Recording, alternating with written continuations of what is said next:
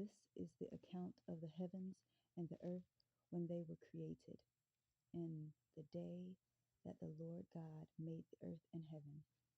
Now no shrub of the field was yet on the earth, and no plant of the field had yet sprouted, for the Lord God had not sent rain upon the earth, and there was no man to cultivate the ground. But a mist used to rise from the earth and the water the whole surface of the ground.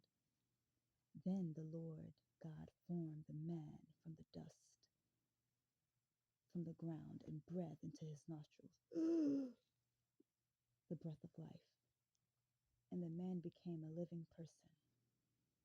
The Lord God planted a garden toward the east in the Eden, and there he placed the man whom he had formed.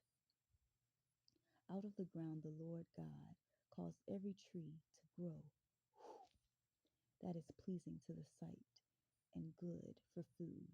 Yeah, I like this. The tree of life was also in the midst of the garden, and the tree of knowledge of good and evil. Now a river flowed out of Eden to water the garden. From there it divided and became four rivers. The name of the first is Pishon. It flows around the whole land of Havilah, where there is gold. Ting! The gold of that land is good.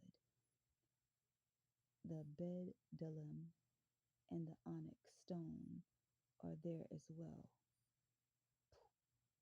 The name of the second river is Gihon. It flows around the whole land of Cush.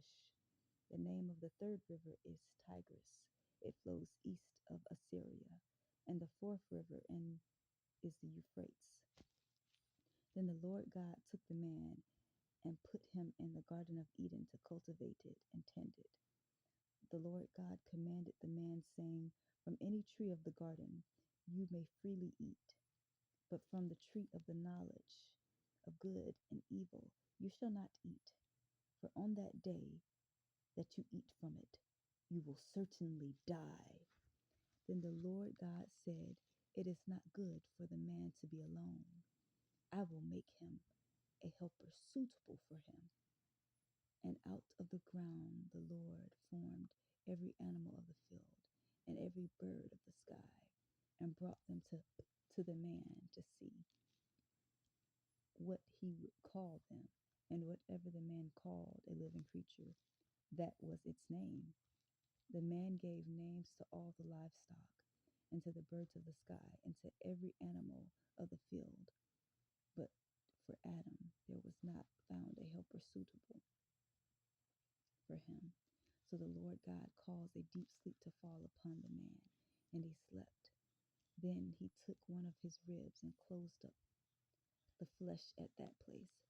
And the Lord God fashioned into a woman the rib which he had taken from the man, and brought her to the man.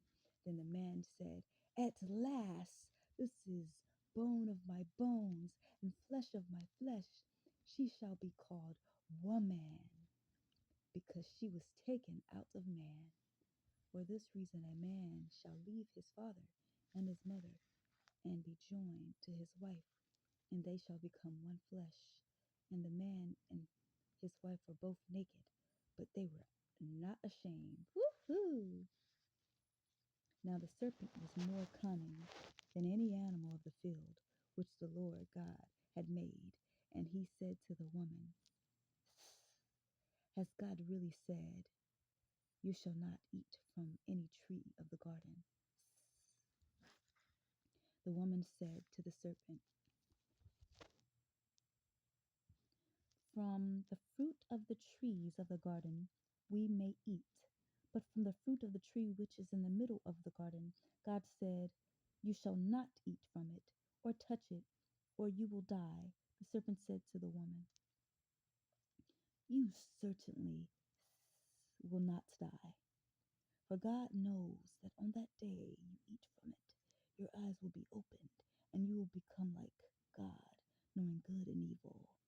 When the woman saw that the tree was good for food, and that it was a delight to the eyes, and that the tree was desirable to make one wise, she took some of its fruit and ate. And she also gave some of to her husband with her, and he ate. Then the eyes of both of them were open, and they knew that they were naked, and they sewed fig leaves. We gotta hurry up. Leaves together and made themselves waist coverings. We're naked. Now they heard the sound of the Lord God walking in the garden in the cool of the day.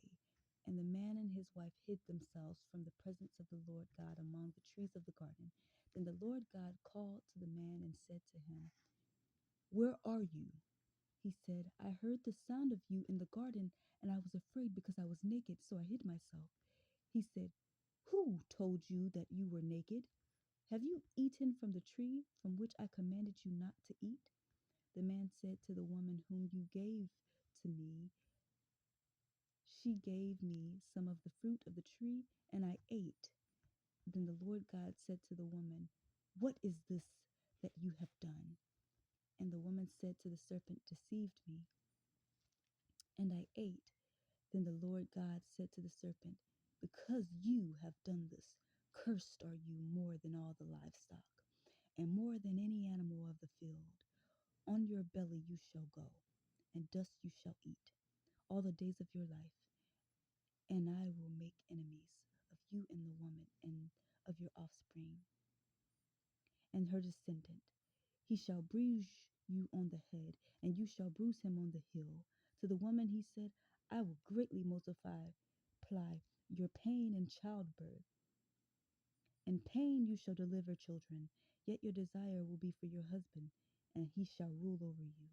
Then to Adam he said, "Because you have listened to the voice of your wife, and you have eaten from the tree about which I commanded you, saying, You shall not eat from it. Cursed is the ground because of you. With hard labor you shall eat from it, and all the days of your life. Both thorns and thistles it shall grow from you. Yet you shall eat the plants of the field. By the sweat of your face you shall eat bread until the return to the ground, because from it you were taken. From you are dust, and to you dust you shall return." And the man named his wife Eve, because she was the mother of all the living.